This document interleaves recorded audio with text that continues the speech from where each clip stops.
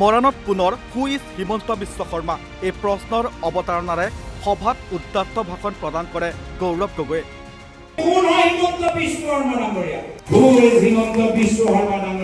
মুখ্যমন্ত্ৰী আৰু পত্নীয়ে অসমৰ বিভিন্ন স্থানত ভূমি ক্ৰয় কৰা, চাহ বাগিচা ক্ৰয় কৰা, ৰিজৰ্ট ক্ৰয় কৰা আদি অভিযোগেৰে মুখ্যমন্ত্ৰীক সৰ্বকালৰ দুৰ্নীতিগ্ৰস্ত মুখ্যমন্ত্ৰী অভিহিত কৰে গৌৰৱ গগৈয়ে।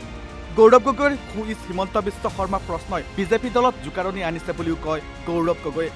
পৰৱৰ্তী সময়ত কোন কোন জিলাত মুখ্যমন্ত্ৰী আৰু পৰিয়ালে সম্পত্তি ক্ৰয় কৰিছে তাৰ বিতং তথ্য পোহৰলৈ আনিব বুলিও হুংকাৰ দিয়ে গৌৰৱ গগৈয়ে। তদুপৰি অসমত চলি থকা কয়লা সিন্ডিকেট, কাঠৰ সিন্ডিকেট, গৰুৰ সিন্ডিকেটতো মুখ্যমন্ত্ৰী জড়িত থকাৰ অভিযোগ কৰে প্ৰদেশ কংগ্ৰেছৰ সভাপতিজনে।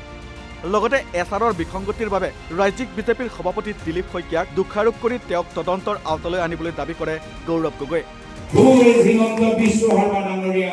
অসমৰ ভিতৰত আমি বিভিন্ন মুখ্যমন্ত্ৰী দেখা পাইছো, গোপীনাথ বৰদলৈ ডাঙৰীয়াৰ পৰা বিশ্বনাথ মেধিলৈ, কিন্তু কেতিয়াও এনেকুৱা এজন মুখ্যমন্ত্ৰী আমি দেখা পোৱা নাই যে নিজৰ ল'ৰা নামত 18টা কোম্পানী খুলিছে।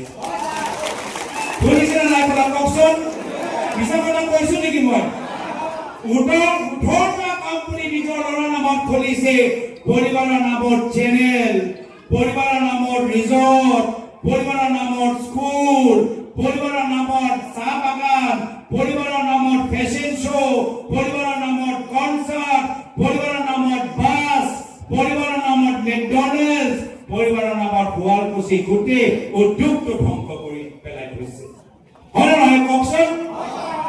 আপোনালোকে জানে আমাৰ অসমৰ প্ৰাক্তন মুখ্যমন্ত্ৰী তৰুণ গগৈয়ে 15 বছৰ অসমৰ মুখ্যমন্ত্ৰী, কিন্তু কেতিয়াও নিজৰ পুত্ৰৰ নামত কোম্পানী খোলা নাছিল, কেতিয়াও নিজৰ পৰিবাৰৰ নামত বাগান লোৱা নাছিল, কেতিয়াও নিজৰ পৰিবাৰৰ নামত চেনেল খোলা নাছিল। 15 বছৰ অসমৰ মুখ্যমন্ত্ৰী প্ৰয়াত তৰুণ গগৈদেৱৰ মাত্ৰ এটাহে আদৰ্শ, ৰাজনীতি হ'ল ৰাইজক সেৱা কৰা এটা মাধ্যম। তেওঁ কৈছে যে মই ৰাইজৰ সেৱক, শেষলৈকে কৈছে ৰাইজৰ সেৱক। আৰু হিমন্ত বিশ্ব শৰ্মা ডাঙৰীয়া কি কয় যে মইহে ৰজা, ৰাতি মই টোপনি যি দেখা পাওঁ সেয়াহে মই কৰিম। চাবা এইবাৰ বিধানসভা নিৰ্বাচনত ৰাইজে তোমাক দেখাই দিব যে বাস্তৱ ৰজা কোন। অসমৰ জনসাধাৰণে দেখাই দিব যে ৰজা কোনো এজন ব্যক্তি নহয়, অসমৰ ৰজা হ'ল আমাৰ অসমৰ জনসাধাৰণ। কোন হয় হিমন্ত বিশ্ব শৰ্মা ডাঙৰীয়া? হিমন্ত বিশ্ব শৰ্মা ডাঙৰীয়া সেইজন ব্যক্তি যিগৰাকী প্ৰাক্তন মুখ্যমন্ত্ৰী তৰুণ গগৈদেৱৰ পিঠিত ডেগাৰ মাৰিলে। এইখিনি কথা ৰাইজৰ মাজত লৈ যাব লাগিব। যি প্ৰাক্তন তৰুণ গগৈদেৱ ডাঙৰীয়াই নিজৰ পুত্ৰৰ দৰে ৰাজনৈতিকভাৱে সুৰক্ষা প্ৰদান কৰিলে, হিমন্ত বিশ্ব শৰ্মা ডাঙৰীয়াক ৰাজনৈতিকভাৱে আগুৱাই লৈ গ'ল, পৰামৰ্শ দিলে, গোটেই ক্ষমতা দিলে। সেইজন পুৰুষৰ পিঠিৰ ওপৰত হিমন্ত বিশ্ব শৰ্মা ডাঙৰীয়া পিঠিত ডেগাৰ মাৰিলে। এয়া হ'ল হিমন্ত বিশ্ব শৰ্মা ডাঙৰীয়া।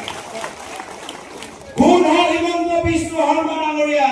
সেইগৰাকী ব্যক্তি যিগৰাকী নিজৰ পৰিবাৰৰ যোগেদি আজি ক'ত মাটি লোৱা নাই, কলিয়াবৰত মাটি লৈছে, গুৱাহাটীত মাটি লৈছে, মাজুলীত মাটি লৈছে, তিনিচুকীয়াত বাগান লৈছে, ডিব্ৰুগড়ত বাগান লৈছে।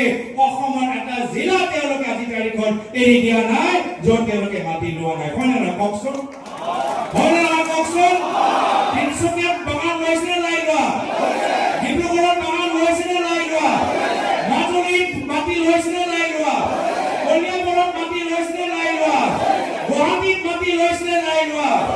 পৰৱৰ্তী দিনত আমি অসমৰ জনসাধাৰণৰ মাজত এটা সাৰ্ভে কৰিম যে অসমৰ জনসাধাৰণে আমাক জনাওক যে হিমন্ত বিশ্ব শৰ্মা ডাঙৰীয়া আৰু তেখেতৰ পৰিবাৰ ক'ত মাটি নিজৰ নামৰ বা অবৈধ বেলেগৰ নামত মাটি লৈছে তাৰ গোটেই গাঁথনি আমি বনাবলৈ গৈ আছো। আপোনালোকে আমাক সহায় কৰিবনে?